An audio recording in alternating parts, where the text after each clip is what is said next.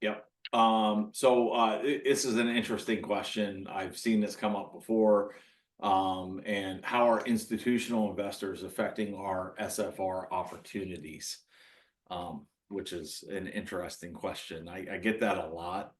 Saying, and you hear it on the news, right? The institutional folks are buying all the available housing and turning neighborhoods. And I think that if you shared the stat that we saw, which was there's what 20 million single family investment properties, of which I think only like 2 million are owned by institutional investors, or maybe that it's less, Doug. I can't remember off the top of my head, but when you look at that, I go, well, maybe they're not buying them all. I think there's deals everywhere, right?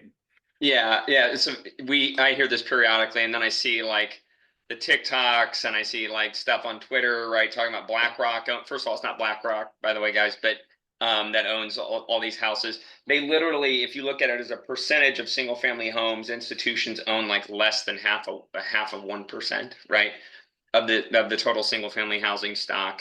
And as far as how do they impact, they do have an impact in certain submarkets within certain areas where they're buying a lot of properties, right?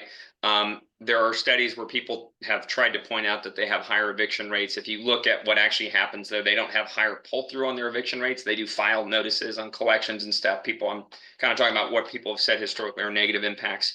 Generally, what we've seen as a result of institutional investors' involvement is that it's brought money into the space. So it's improved technology, right? It's improved our relationships with our residents. So we're now have a really interesting resident benefits package that I think is a result of institutional money coming in and saying, hey, we need to have a better relationship with our consumers and bring them value for staying in the homes. That's what, Scott, we're launching an internet package for our new residents, right? And we'll Yep. try to roll it out for existing residents eventually, where we can bring bundled internet to them cheaper than they go get it on their own because we figured out how to do it. So I think the largest impact institutional investing has had is it helped bring money into the space, into technology and other ways to bring value to the residents. And I think all the other noise about are they impacting home prices and all this other stuff, they're just such a small part of a huge marketplace that it's just not really real. Like, there's probably some one-off neighborhoods people can highlight, but generally speaking, the market's so large that they're just not